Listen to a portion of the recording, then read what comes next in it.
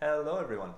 Today I'd like to walk you through getting started and setting up your account on TrackMyThrows.com, the best app to help you track your practice data and improve as a disc golfer. Today we're going to be taking a look at the application on a desktop, but you'll also have a great experience on a mobile device.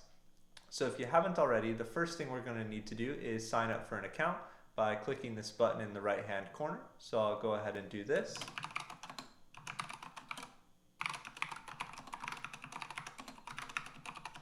And once I hit this register button, I'm going to land on my TrackMyThrows dashboard, and more specifically, the My Courses page. So on the My Courses page, this is where I'm going to see all of the courses that I've created, and it's also where I'm able to create and edit those courses. So because I don't have any, let's go ahead and create my first course. And you can think of a course like a definition of a practice session. So let's say every morning I like to get out and practice my tosses. I'm going to have this morning practice and I can give it a light description. So these are the throws that I like to make in the morning. So I'll go ahead and click save, and when I do that, you can see that I have this new card on my dashboard that shows me my course name, the description, and I've also got a couple of buttons here. I've got this start around button as well as this edit button. And as you can see from either hovering or clicking on this start around, it's grayed out. And when I try to click it, I get a message that says courses must have holes before they can be played, because we actually need to set up our courses with holes before we can go ahead and play them. So let's go ahead and edit this course and add some holes to it. Once I click edit, I go to the specific page for this course. So we can see from here, I can see the course name and I can edit it. I can also do the same with the description if I'd like. Let's say my practice routine changes over time. Maybe I want to give it a new name, change the description. I can do that here. But also, more importantly, what I can do here is add some holes. So the first thing I'm going to do is go ahead and click this add hole button. And a hole is a combination of a distance and a target. So let's say I'm going to start off the morning practicing my putting. My target is going to be in the basket. So I'll go ahead and open up this drop down and I'll select in the basket. And we'll say I'm going to start fairly close. I'm going to start from 15 feet. That's my distance. And you'll see I also have the opportunity to specify the number of attempts that I would like to make here. And this is just how many throws that you'd like to practice for this hole. And because I like to break my practice sessions down into smaller sets, I'm going to put 10 in here. And I'll show you how to duplicate this in order to build out your sets as we go. So I'll go ahead and click save. Once I do this, we can see that I have a new card on my course page that shows me both the target, the distance, as well as how many attempts that I want to make. And also, you can see these two little icons up in the upper right-hand corner of the card. This first one allows me to duplicate the hole, and the second one allows me to delete it from this course. So in addition to the add hole button that I previously had, you can now see that I also have this button to attach a hole. And what this allows me to do is select any hole that I've created across any course and attach it to any course. And so this isn't super useful here because I can simply duplicate this hole. Let's say I create a new course and I automatically want to attach a hole I've already created. I can simply use that instead of going through the add hole and adding those data values in again. So like I said, I like to break my practice sessions down into smaller sets. So I have my 15 feet putts, 10 attempts. I'm going to go ahead and duplicate this a couple of times so that I'm able to practice this 30 times in total over 3 sets. And let's say after my putting, I like to practice some field work. And for this, what I can do is, instead of in the basket, I know I'm not going to make it in the basket for most of my fieldwork throws, I can tell the system that I want to put my disc within a certain range of the basket. So my target for this, we'll say I want to hit within 10 feet because I'm comfortable with a tap in putt. And we'll say this is from 100 feet and I'm going to give it 10 attempts. I'll go ahead and save this. So once I do that, we can see that I have this new card where I can see again the distance, the target, as well as the total attempts. We'll go ahead and duplicate this out a few more times because I want to practice this hole a couple times throughout my session. And then if you didn't already notice, the start a round button in the upper right hand corner is now green because we've added some holes to the course. So I can go ahead and click this button and I can start a round. And a round is effectively the tracking for a course. And you can start a round at a course as many times as you want. Each time you start a round, you're just going to be able to track your statistics. So each time you go out to the field or you go out in your backyard, you start a round for a course and you're able to track. So as you can see here, this layout fairly similar to what I get for the courses page, but I get a few more inputs here. This first input allows me to specify exactly how many shots that I made for this hole. So let's go ahead and say that I made 8 shots for this first hole. This second input here, this is a searchable dropdown that allows me to select tags. And tags are super powerful for filtering on the back end and specifying exactly what kind of throw I had. So we'll go ahead and, because these are putts, we'll say I did some straddle putts. I can go ahead and save this. I like to work on my stagger a bit more than my straddle, so for these next 2 sets, I'll just go ahead and select staggered, and these are searchable. So if you're looking for a specific tag, you could go ahead and search. So go ahead and do that.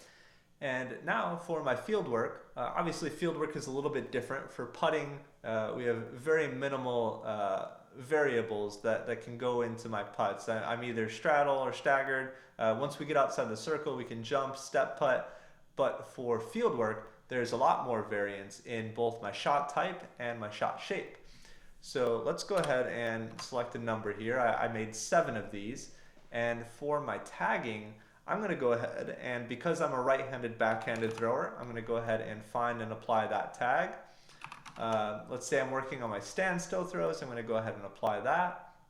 And then, like I said, in addition to shot type, like how we're actually throwing the disc, we are able to select or tag on shot shape, which allows me to say, for this first set, I was practicing my flat throws. So I can go ahead and save this hole with those tags applied. Fantastic.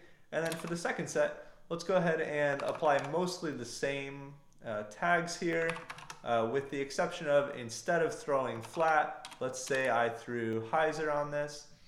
So I'll go ahead and save that. And then the last set, again, same thing here. I was right-handed backhand, I was working on standstill, but we'll say that this was an Anheuser set. And I can go ahead and save that. So now I've completed all of the holes for this round, and one of the nice things I can do, let's say I messed up at some point in tracking, I'm tracking on my phone, I hit 7 instead of 8. I can go back and edit this by clicking on the little pencil in the upper right-hand corner and resave this. So this is fantastic. I've wrapped up a round. I can click on the My Rounds navigation item and I can see the date that I've played a certain course, and obviously this will fill up as you start completing round after round.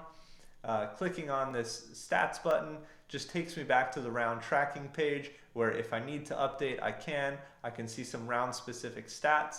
But one of the most powerful features of TrackMyThrows is the analytics dashboard, where we're actually able to see much more in-depth statistics. So I can go ahead and click on the My Stats navigation item here, and we can see we're taken to our stats dashboard, where we have a lot of different items here that show up for us. So the first thing you see here is this drop down, where I can select the specific hole that I want to see statistics for. And as you can see, both of the holes that I've played show up here, so I can easily choose those. I can also see when is the last time I played a round. So I can see my frequency, how often I'm playing. I can also see how many rounds in total I have completed. And then if we look down at the statistics portion of this, I can see that I hit 90% of my circle 1 putts, 90% of my circle 1X putts, and 0 of my circle 2 because I just haven't had any to this point. These are just some high-level stats that are provided, but as you can see, you get this little message here, select a hole to see more in-depth stats. So I'm going to go ahead and click on my 15 feet in the basket. Let's look at my putting statistics first. So I'll go ahead and choose this, and again we can see a nice little breakdown here. So instead of the circle 1, circle 1x, and circle 2, now I get a breakdown of all of my shots, my last 100 shots, and my last 50. And the reasoning behind this is it can help us identify trends or patterns in our game. We can see how we're evolving over time. So in addition to those 3 charts up top, we can see that we have this big chart down at the bottom that will show us our stats over a range of time.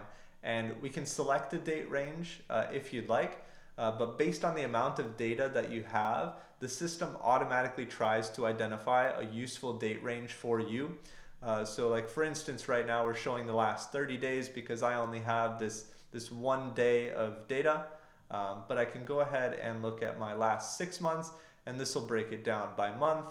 I can look at my last 90 days, last 30 days, just depending on how much data that you do have or what time range you want to look at, you can break it down by this. So we'll go back to the last 30 days. So I see on August 20th, I made 90% of these shots. And now, if you'll recall, when we were tracking this round, we were actually applying tags to each one of these holes. So that's where filtering comes into place. I can see that I have this little filter icon here where I have 0 filters applied right now. I can go ahead and click on this, and I can choose from shot type or shot shape, whatever filter I would like. So let's say I want to look at how I did with my straddle putts. I can go ahead and apply this filter, and I can see that I hit 80% of my straddles. And if I come back in here, let's say I want to look at my staggered, I can go ahead and see that I hit 95% of my staggered. I was much more performant on my staggered. So this can help indicate to you that, perhaps you need to work on a certain part of your game a little bit more. So let's go ahead and look at the fieldwork hole now. So from 100 feet, where we're trying to get within 10 feet, I can see that in total, I hit 73% of my shots here. And if you recall, the filter or the tags that I used were right-handed backhand, standstill, and then there was a difference in shot shape for each of the sets that I practiced. I practiced 1 hyzer, 1 flat, and 1 anhyzer. So I'm going to go ahead and select right-handed backhand, standstill, and we'll take a look at the flat. And when I go ahead and apply this filter, as you can see, this number here, this 73%, this is the same as it was before I had applied the filters. And the reason for this is when we're filtering, the system is going to look for any hole that has any one of these tags applied. And because I applied the standstill and right-handed backhand to every set, the stats are going to apply across every single one of those sets, even though they were not all flat. But one of the powerful things I can do is go ahead and click this compound filters button. And what happens when I do this is now, instead of saying find any shot that has any one of these tags, it's going to only find the shots that I recorded that have all 3 of these tags and only these 3 tags. So now it's only showing me that specific set where I was standstill, right-handed backhand, and flat. And so we could go ahead and remove flat, and now when we do this, we'd expect to see this is just back to our total statistics. And then I can look at my hyzer compounded. I can see I'm a little bit better on my hyzer than I am with my flat, and overall. I can look at my anhyzer, and I see this is where I'm really struggling, so perhaps this is where I need to make some improvements. So that's about it from a high-level overview of the TrackMyThrows site. I hope you enjoyed. If you do have any questions, please don't hesitate to reach out. Let me know what you think. I hope you enjoy it. Have a great day and keep throwing.